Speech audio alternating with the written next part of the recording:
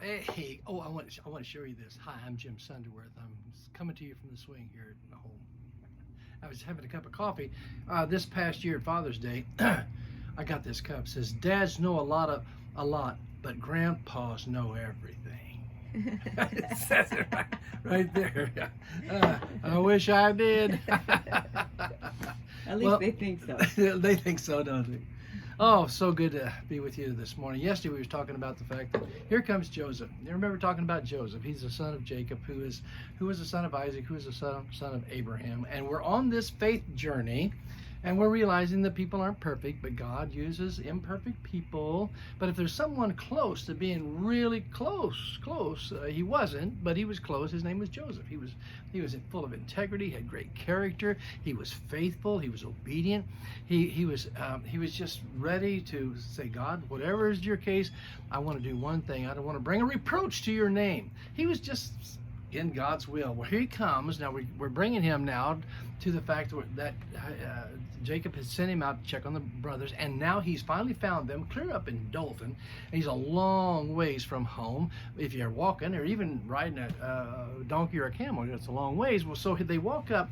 As he walks and comes running up to him with all excitement, they have already conspired. This is found in chapter 37 of Genesis. They've already conspired to kill him. Can you imagine? They hated him so much. They wanted him dead. Oh, and it's so sad. And so, come therefore, let us kill him. Verse 20 of chapter 37.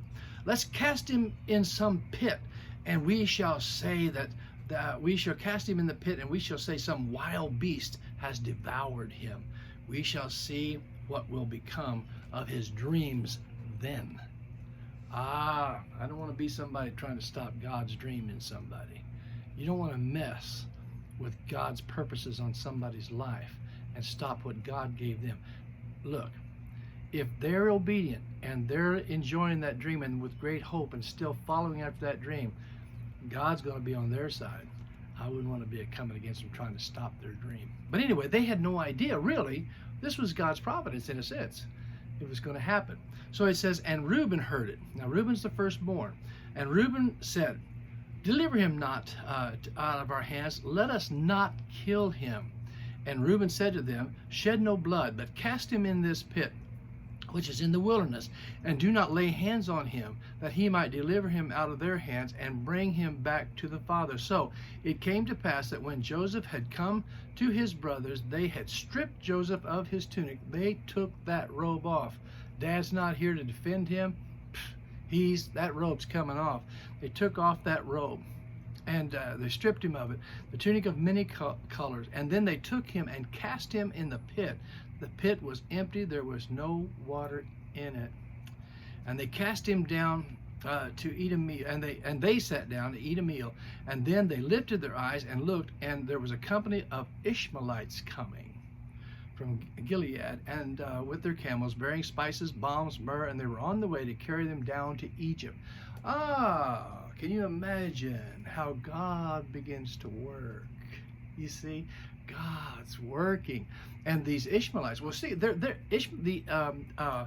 Midian and Medan. These guys, Ishmael, they were sons of Abraham, of his old age with Keturah.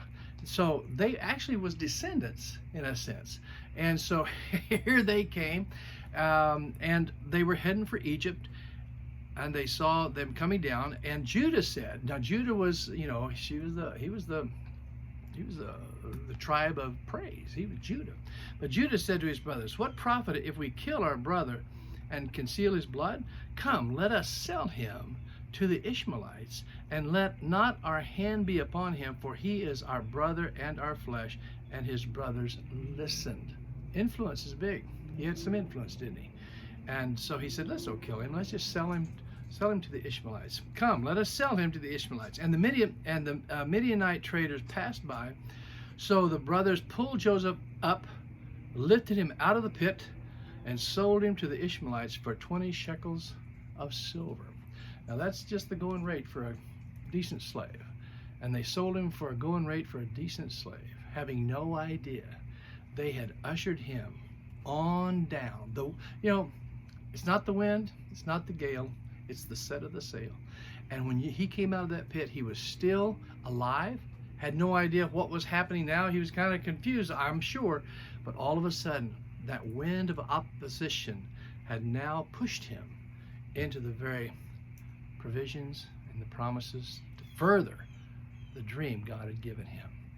You see, just enjoy, relax, rest in him. All things somehow, some way work together for good to them that love the Lord and are called according to his purpose. Romans 8:28. That's a great scripture to have in our hearts today, because now Joseph is being thrust even further to where his dream will be fulfilled. Hey, I'm way over. God bless you. See you tomorrow.